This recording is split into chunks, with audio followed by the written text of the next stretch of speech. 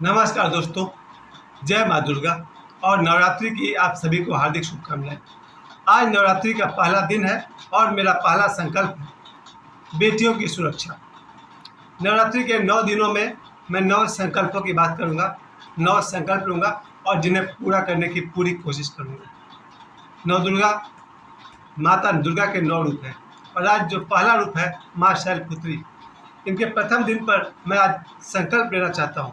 आज से बेटियों का सम्मान करूंगा, बेटियों की रक्षा करूंगा। जितनी ताकत है, जितना बन सके उतना सही। हर आदमी का इतना ही कर्तव्य है। ध्यान दीजिए, मैं ये कह रहा हूँ, मेरे जितने भी दर्शक हैं, जितने भी लोग इस वीडियो को देख रहे हैं, आप सब अपनी आंखों के सामने किसी बेटी का अपमान होते न देखें तो ये संकल्प पूरा होगा। मैं तो ये भी कहूँगा कि सिर्फ अपनी बेटी को ही अपनी बेटी न समझे, सिर्फ अपनी बहन, अपनी बेटी, अपनी माँ, इनकी सुरक्षा ही करना मानव धर्म नहीं होना चाहिए। हमारा धर्म है किसी भी बेटी का सम्मान करना और कहीं उनका अपमान हो रहा हो तो उससे उसकी रक्षा करना। और बेटियों का अपमान हो रहा है प्रतिदिन इस देश में, न जाने कितने हजारों बेटियों का अपमान इस देश में हो रहा है। उसमें से 2-4 खबरें अखबार में आती है, 10-20 खबरें सोशल मीडिया पर आती है, बाकी खबरों को दबा दिया जाता है। कि बेटियों का अपमान शुरू कहाँ से हुआ? सबसे पहले तो मैं बता दूं कि हमारे देश में हमेशा से बेटियों का सम्मान रहा है। ये दुर्गा सप्तशती जैसे किताब जब लिखे गए, कम से कम 5000 वर्ष पहले, क्योंकि महाभारत 5200 वर्ष पहले का है, रामायण उससे ही पीछे 7-8 हज़ार वर्ष पीछे का है, उससे भी पहले बहुत सारे वेद, उपनिषद, पुराण लिखे गए। उन सब में माता के स्वरूप का चर्चा है। पद्म पुराण से ये दुर्गा सप्तशती लिया हुआ है, यानी कि पुराणों में माँ दुर्गा का चर्चा है। आज से कम 10,000 वर्ष पहले माता दुर्गा की जो नवरात्रि की परंपरा शुरू हुई है। फिर ये बेटियों का अपमान कब शुरू हुआ? बेटियों का अपमान शुरू हुआ है कम से कम 1000 वर्ष पहले, जब हमारे भारत में मुसलमानों का प्रवेश हुआ। ये बात मैं हमेशा कहता हूँ कि 11वीं शताब्दी के आसपास, 12वीं शताब्दी के आसपास इस देश में मुसलमानों का एंट्री हुआ। उससे पहले भारत में सिर्फ हिंदू थे, सनातनी थे, या एज ए गेस्ट लोग आते जाते रहे होंगे। समझिए, भारत आपका एक बड़ा सा घर है। गौर कीजिएगा मैं क्या कह रहा हूँ। भारत आपका एक विशाल घर है जिसमें 600 कमरे हैं और उस 600 कमरे में रहने वाले सदस्य आपस में एक दूसरे से भेदभाव करते हैं। मैं आपको भारत की कहानी को सिंबल में बता रहा हूँ। आपके विशाल घर में 600 कमरे हैं और 600 कमरों में 600 लोग रहते हैं और जो आपस में भेदभाव में, ऊंच नीच में जीते हैं और आपस में संघर्ष करते हैं, आपस में कटुता रखते हैं। कोई कहता है तुम छोटे हो, कोई कहता है तुम बड़े हो, कोई कहता है तुम गरीब हो, अमीर गरीब, छोटा बड़ा, पढ़ा लिखा अनपढ़, गोरा काला, बहुत तरह का भेदभाव चल रहे हों। और इसी संघर्ष का फायदा उठाते हुए बाहर से मुसलमान आए और उन्होंने 600 कमरों में से किसी कोना से हमला करना शुरू कर दिया। जब 600 कमरे के में से एक कमरे पर उसने हमला किया तो बाकी 599 को कोई अंतर ही नहीं पड़ा कि जाने तो उसके यहाँ हमला हुआ ना, हमको क्या फर्क पड़ता है। एक को हराने के बाद लोगों ने 2 को हराया, फिर 3 को हराया और इस तरह धीरे धीरे मुसलमान पूरे घर पर छा गए और पूरे भारत पर, यानी कि आपके पूरे घर पर मुसलमानों का शासन हो गया। उन दिनों मुसलमानों ने मंदिर गिराने शुरू कर दिए और मस्जिद बनाने शुरू कर दिए। और मंदिर गिराने के बाद वहीं पर मस्जिद ही बनाए, या फिर मंदिर गिराने के बाद बोलते थे इसका पैसा दो मंदिर बनाने देंगे। धीरे धीरे नहीं, बल्कि 12वीं शताब्दी से लेकर के 16वीं शताब्दी तक, 1526 तक, जहाँ से मुगलों का एंट्री हुआ है, वो भी चलता रहा। मुगल आए, औरंगजेब, बाबर, जितना भी नाम आप जानते हैं, अकबर, हुमायूं, जहांगीर, चलते रहिए बहादुर शाह जफर तक, यानी कि 18वीं सदी तक मुसलमानों का राज चला है जगह जगह पर। आखिरी मुगल बहादुर शाह जफर, और उनके ठीक पहले अंग्रेज आए। अंग्रेजों ने कहा भैया हम तो मसाला खरीदने आए हैं। जरा गौर कीजिएगा, भारत का दुर्भाग्य को देखिएगा, कहाँ से भारत का दुर्भाग्य शुरू हुआ। पहला दुर्भाग्य तो तब शुरू हुआ जब भारत 10वीं शताब्दी में 600 से अधिक जनपद में बटा हुआ था, स्टेट्स में बटा हुआ था। और बटा हुआ नहीं था बल्कि आपस में लड़ता भी था, युद्ध होते थे, भेदभाव था, 4 वर्ण थे, जातियाँ थी।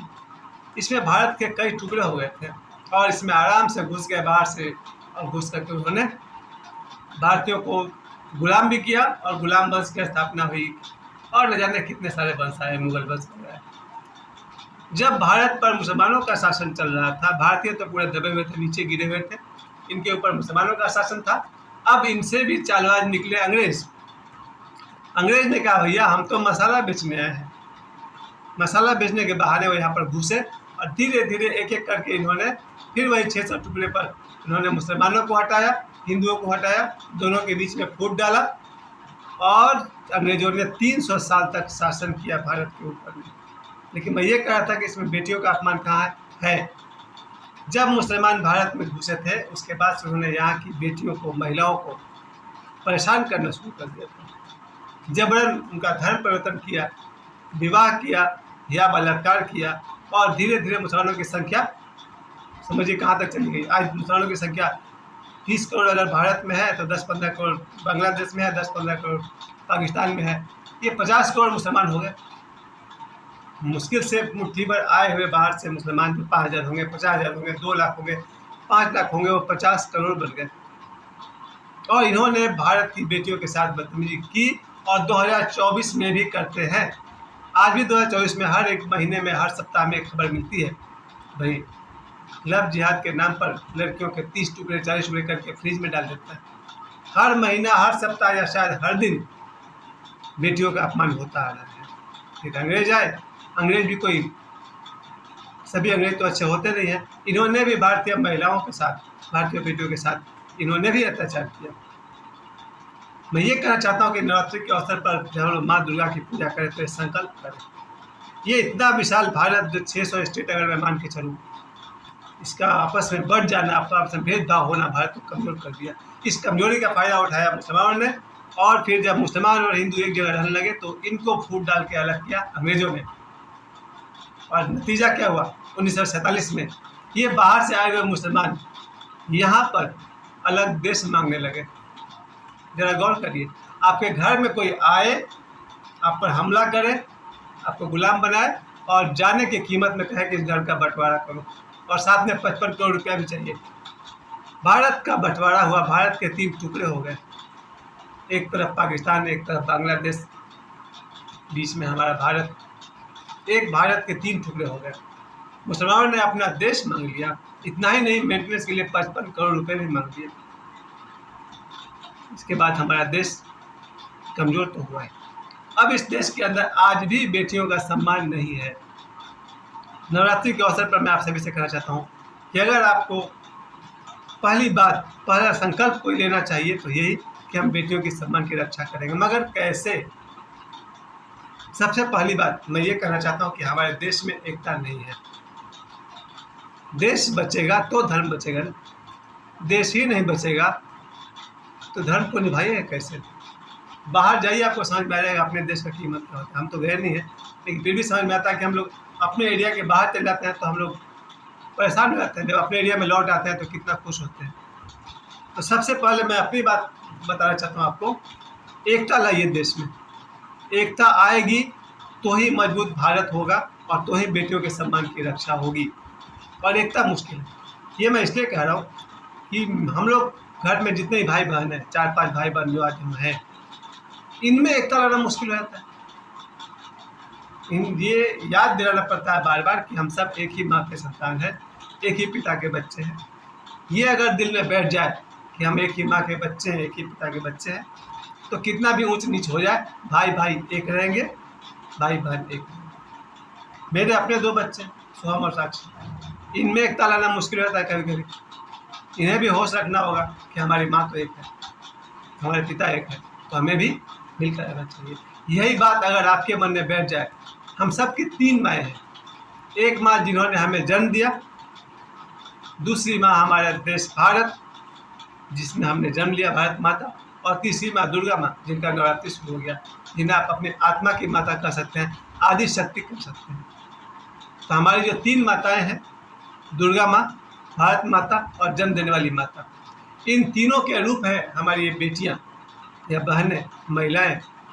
इन तीनों का अगर हम सम्मान करते हैं तो हमें बेटियों का सम्मान करना चाहिए, उनकी रक्षा करना चाहिए। तो आज नवरात्रि के अवसर पर मेरा पहला संकल्प है बेटियों के सम्मान की रक्षा। और वो कैसे संभव है? एकता लाइए, पूरा देश एक हो जाए, तब हम बेटियों के सम्मान की रक्षा कर पाएंगे। नवरात्रि की एक बार फिर से आप सभी को शुभकामनाएं। कल नवरात्रि के दूसरे दिन पर मैं अपने दूसरे संकल्प की बात करूँगा। आप सभी को नवरात्रि की हार्दिक शुभकामनाएं और मुझे समय देने के लिए आप सभी को बहुत बहुत धन्यवाद। प्रणाम।